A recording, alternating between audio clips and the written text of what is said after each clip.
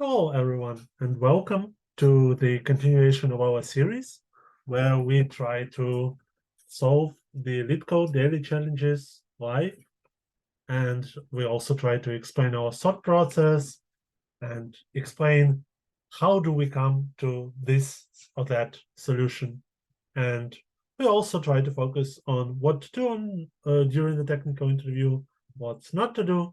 And of course, our final goal is to make the problem pass all of the tests. And as you can see, today's problem also has difficulty hard. So I'm kind of scared because, yeah, yesterday's video was a little bit too long because, yeah, the task was not very easy. As you all know, I do not open the problem before I actually start to solve it. So right now will be the very first time I see this problem. So let's open it and see how it goes.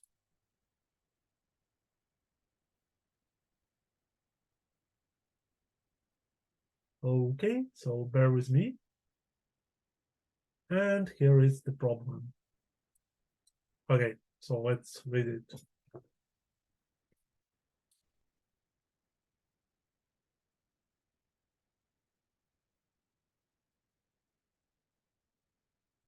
Okay, so we have this matrix.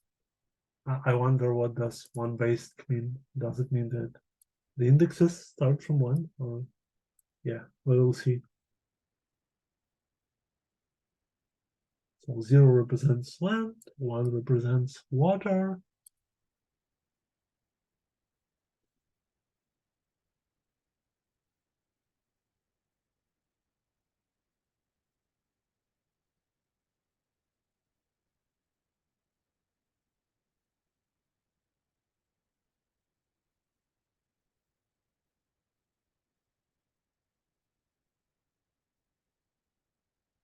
Uh-huh.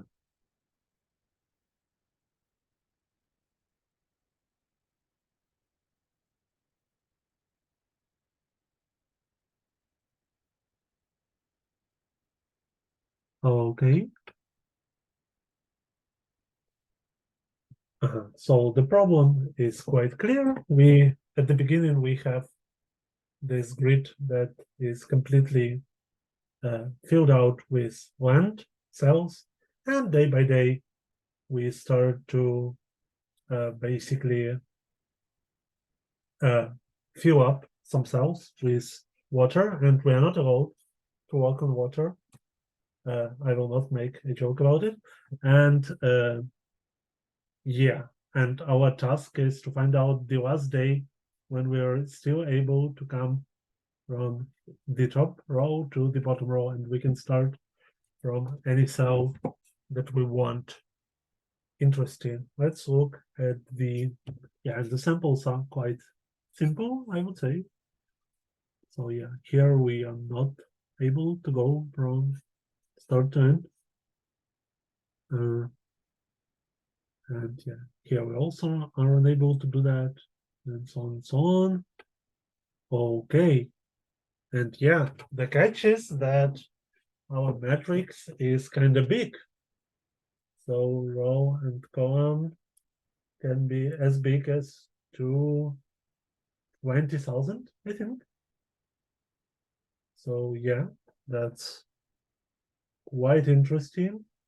All cells are unique, and cell length is equal to row times column. Okay, so basically every day, in the end of this process, all of the cells will be filled out with water. So such high constraints basically tell us that like we cannot afford to make a simplest solution ever, which is just to like the problem would be kind of similar to yesterday's one, but slightly easier.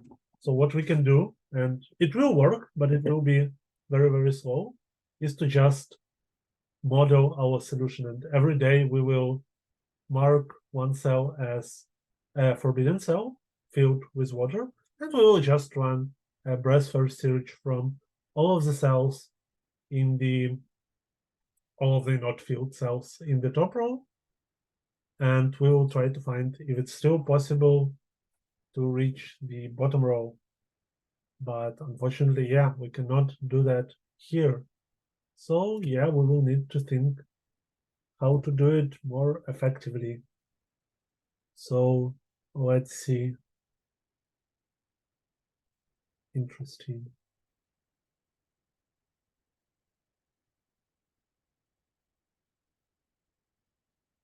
Okay, so let's maybe try to write some examples and see when it's possible and when it's not possible to travel. Okay, so one obvious thing is that, right, you know, slightly bigger grid. Yeah. So if we have a column, no, a row, which is filled with water, obviously we cannot go from top to bottom. So that's one, but I feel like it's one of the conditions, but it's not all of the conditions, because, for example, if here we have land, but here we have water, then it's still not achievable. So it feels like that this condition might be not enough, and it's definitely not enough. Okay, what about this case?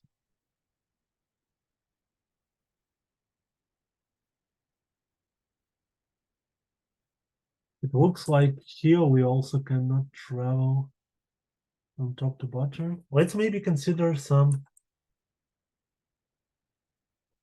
non square grids. So what I'm thinking right now, looking at this example, maybe, and I don't have the proof just yet, we can find a solution if and only if we have at least one row, or yeah, at least one row, such as there is no water in there. So obviously it's true here. We can just go like this, but if I put, yeah, no, that's not true, because yeah, if I put water in here, I still can find the path, and it goes like this. So yeah, that solution is not correct. And that's good that we found it out really early.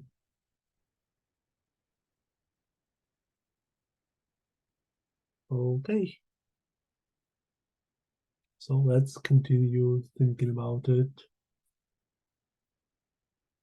What else can we do? What does it mean that we don't have a pass?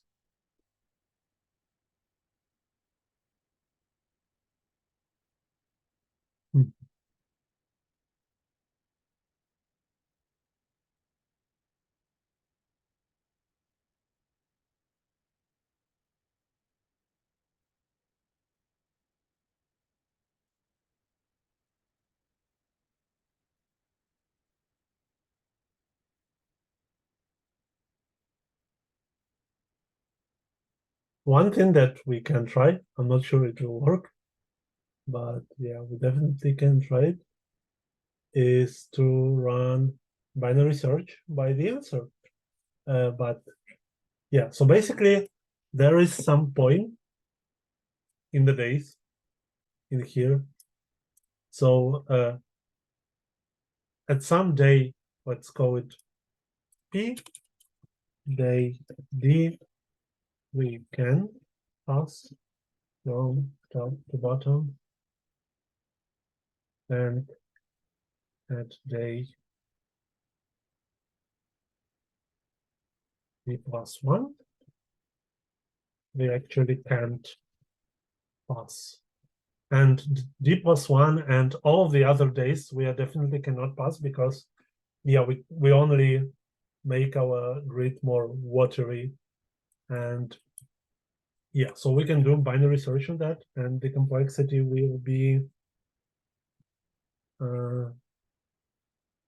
like row minus column and times logarithm of that.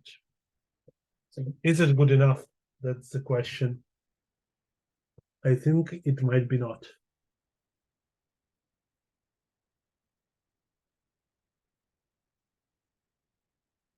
Because yeah, this row times column. Aha! Actually, yeah, I've missed this constraint that row times column is less than or equal to 2 to the power of less than or equal to 20,000. So actually, yeah, we can just like do what I've just said.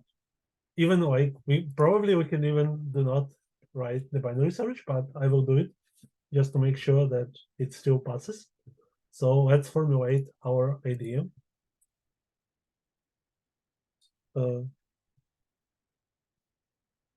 Do binary search by the answer.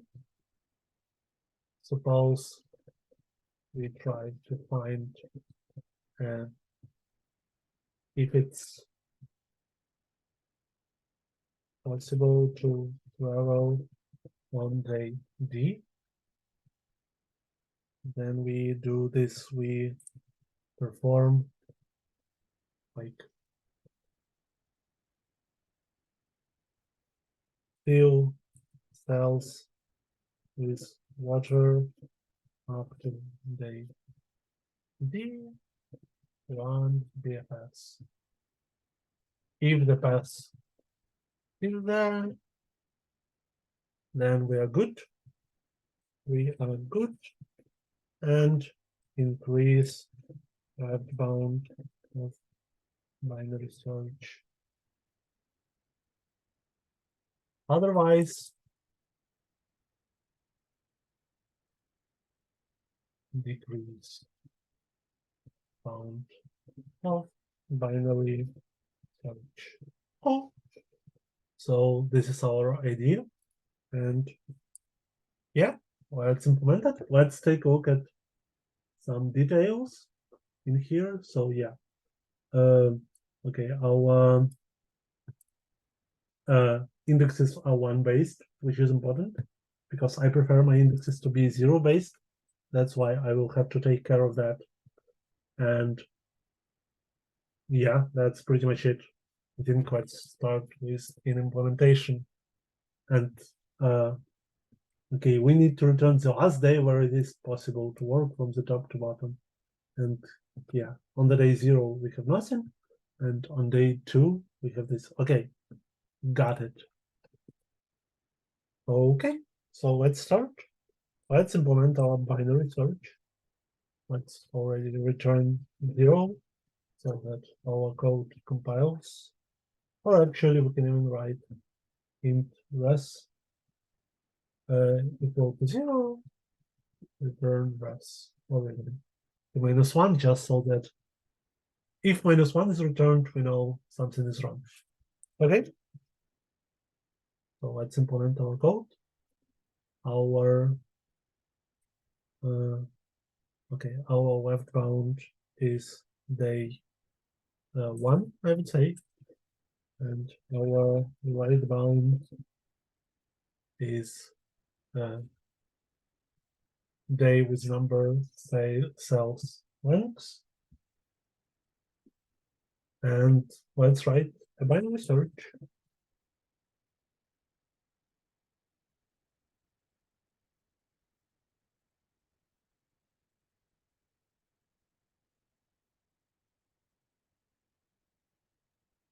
We will find out what's our current day, and it's exactly in the middle.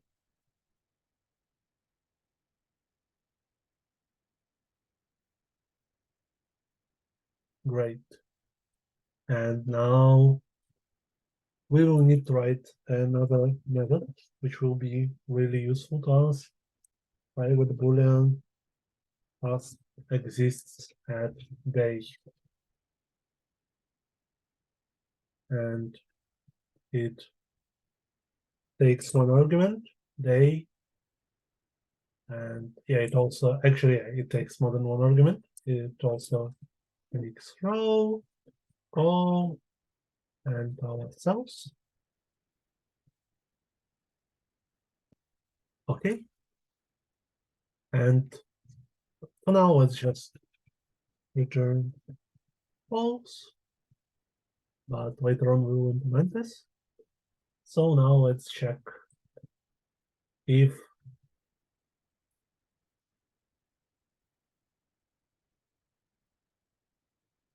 our pass exists at day current day, it's all of our parameters.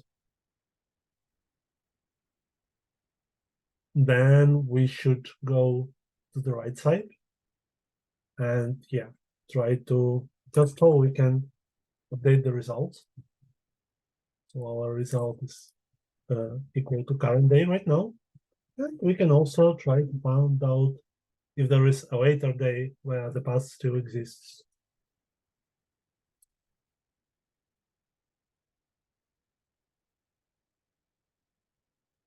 And if the path does not exist already, then we should try to make our grid less watery, and we will do right bound equals current day -1. Let's check if our code still compiles. I expect it to return -1 all of the time. And so it does, and it still compiles, which is great. So we implemented the binary search part. Now the only missing piece is this pass exists at day method. Okay, so let's actually do it. Let's do it. So yeah, we will need to write, as yesterday, we will need to write some Cobra classes because yeah, I prefer to make stuff easy to read. So that's what I will do. I will just implement a class called coordinate, and it will have two fields, and yeah, we will call them row and column.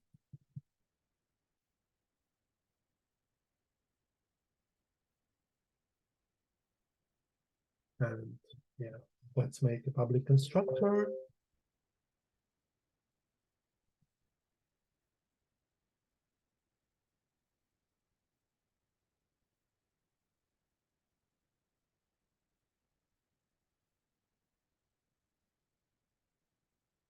Okay.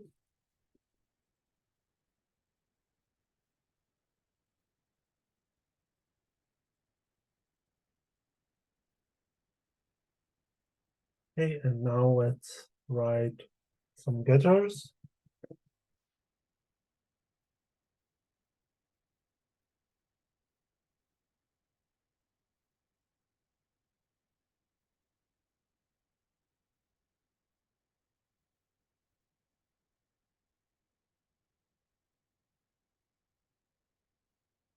And also let's not make our mistakes from yesterday and just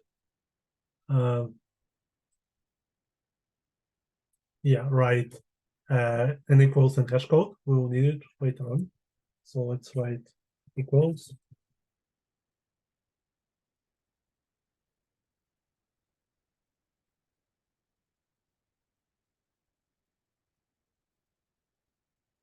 And yeah, if other is the same object as this, we return true. If other is not instance of coordinate, and false. Otherwise, we cast the coordinate.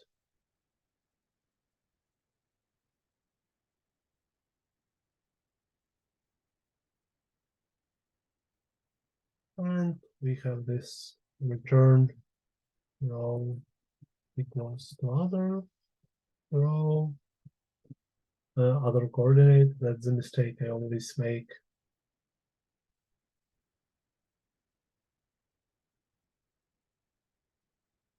Okay, and now let's write a hash code method.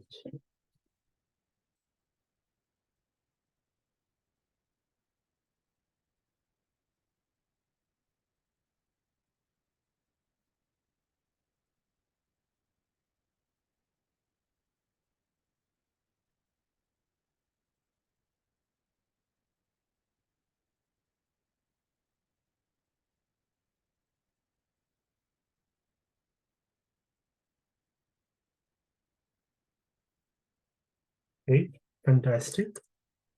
Let's hope that it works. Let's maybe run it.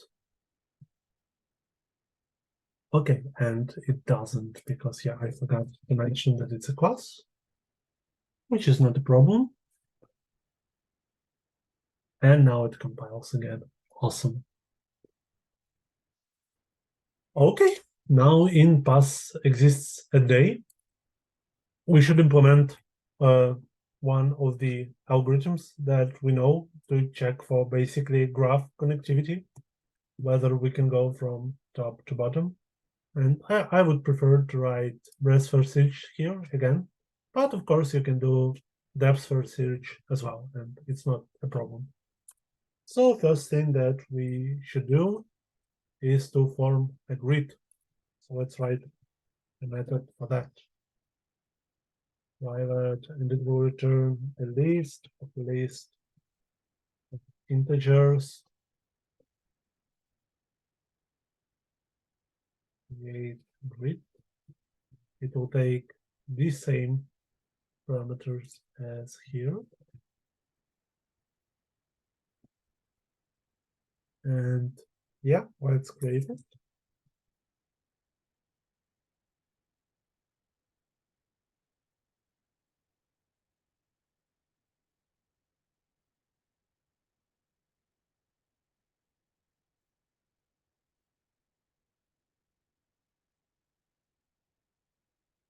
Okay, right now we will just fill it with zeros.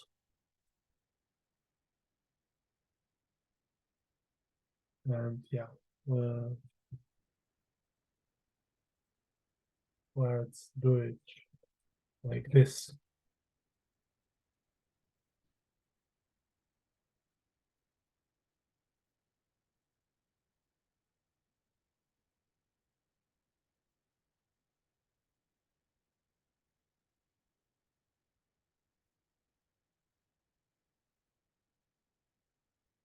Okay, and now let's do this.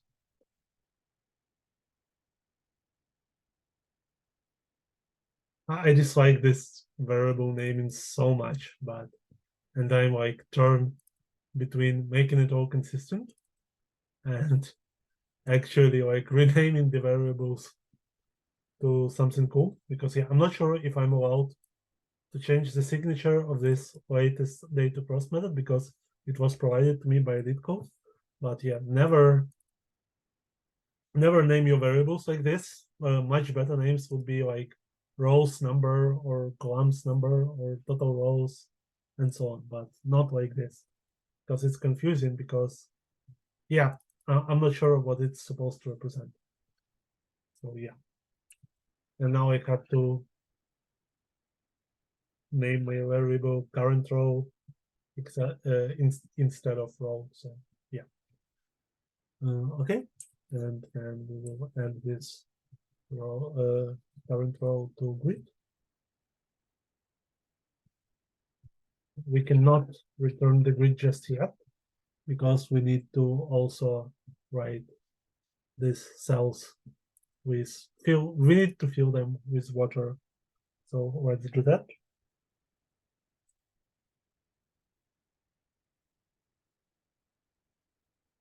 And we have to go up to certain day. And we will do this. We'll do read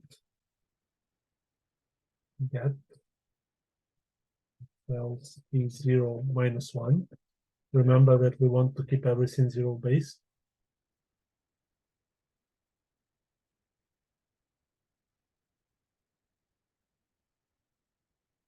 And yeah, so we are saying that at the cell with coordinate cells is 0, -1, cells I1, -1, there should be a 1, which represents water. Let's run our code. It still compiles. Good. So let's use our method.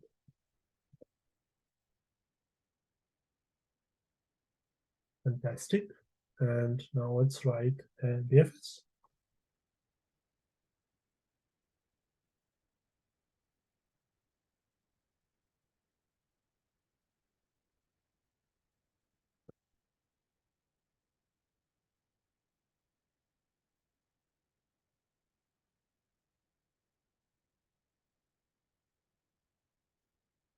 Okay, let's add all the cells from the top row to our queue, except those that have water in them.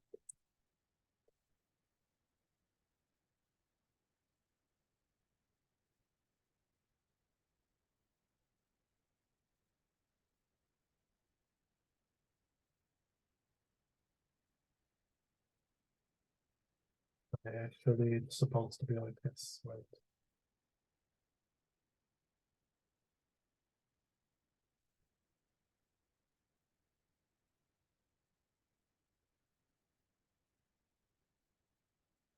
And we just push them to our queue.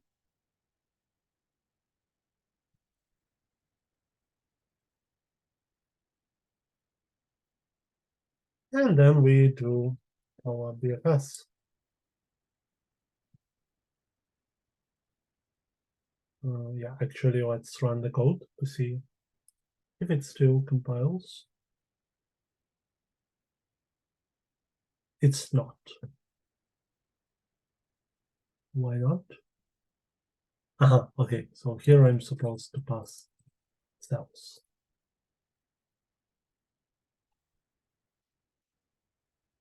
Yeah, and this idea of continuously compiling our code is very important one, because yeah, I want to find my errors as early as possible, because yeah, this early feedback is one of the key ideas of good programming in my idea.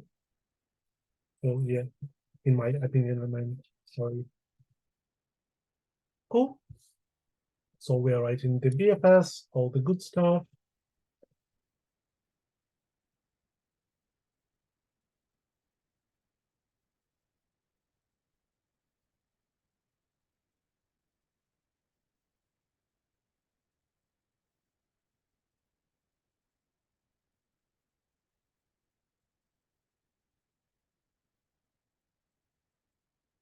And yeah,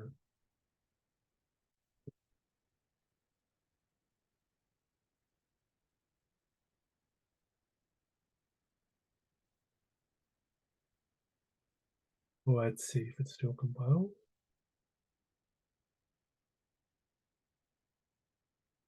It does, but here I made a typo, which should not be relevant to the compilation. So yeah, we have our current row, we have our current column. We also need to check if we are already on the last row. So basically, we check if parent row equals to row -1, because remember, we are zero indexing everything, then we should return true. Okay. And now we need to make our transitions. And to do that, I guess we need to create a set of coordinate and call it visited.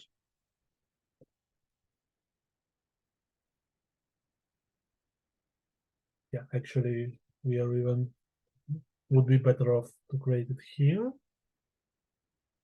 and just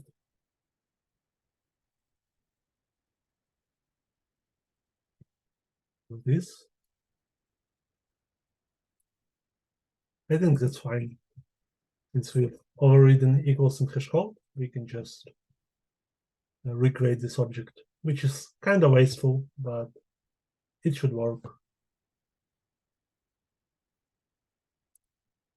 Okay, and now we need to find our possible transitions. Let's do it in a separate method.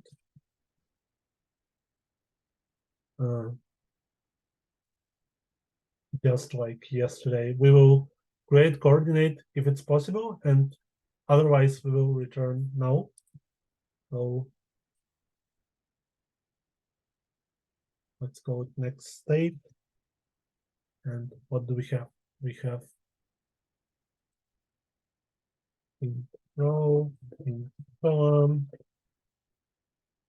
and we also need to pass a grid.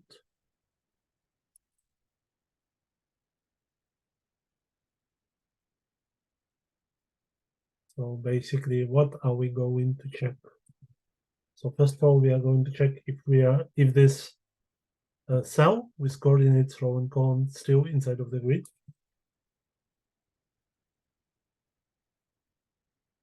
And if it's not, we will return null. Or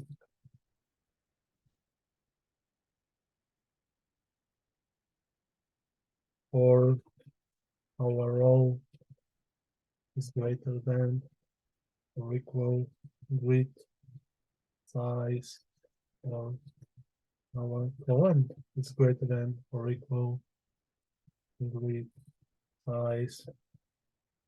Then we will simply return null. If our current cell is filled with water,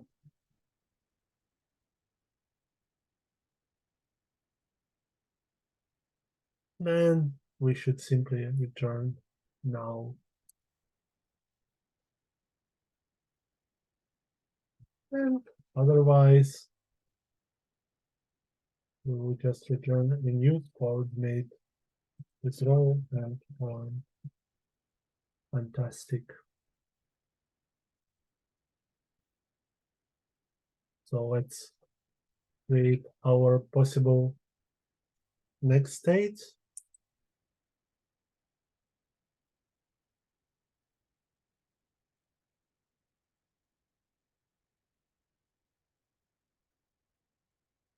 And yeah, we will do it like this. So first we will consider going down, which is current row plus one, current column, and the grid will always be the same.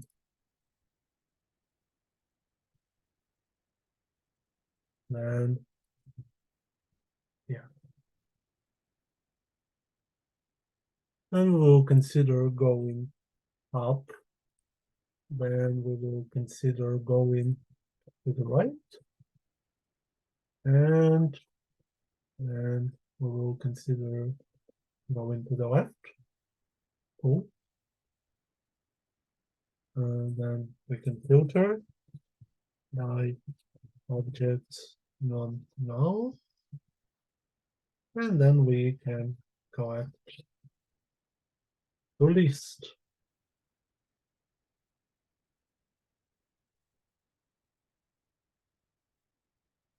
Fantastic. I haven't compiled my code in a while, so I guess there are some hiccups.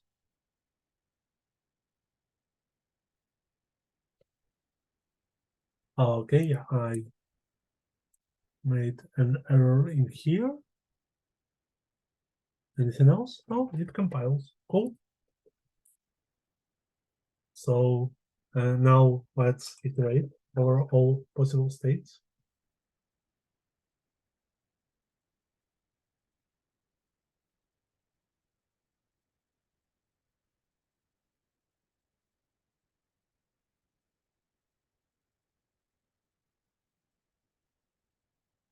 And yeah, if our visitor contains this next coordinate, we just do nothing.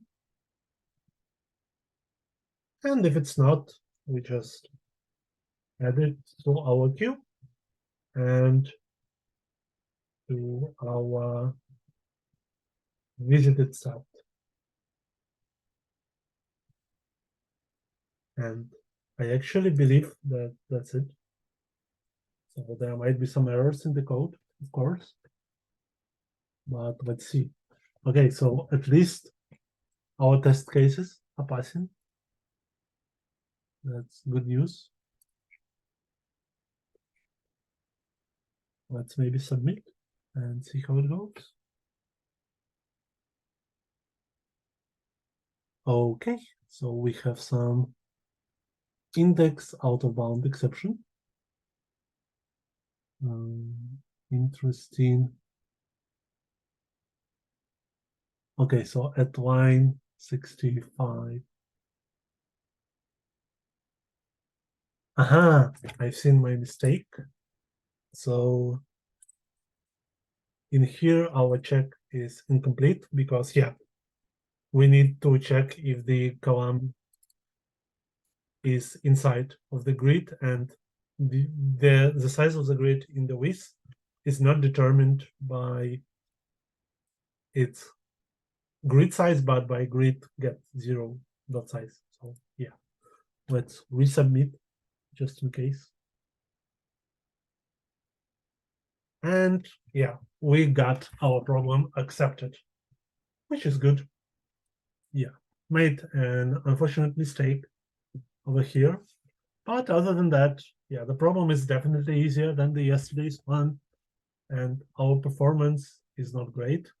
But yeah, probably because we use a lot of objects just to make sure that our code works.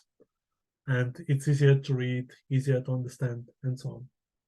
So whenever you see that this constraint that row times column is not a big number, you can do the solution is kind of obvious almost instantly. I wonder if it will work if we will just like iterate it and not run binary search. So it might work, it might not work. But yeah, this idea of binary search by the answer is a very useful idea that you can use in many problems. And in here, it definitely works. So yeah, I hope you enjoyed this video. And yeah, I hoped that it was useful for you. And feel free to write your comments, like, subscribe, all of the good stuff. And I will see you soon. Thank you for your attention. Bye.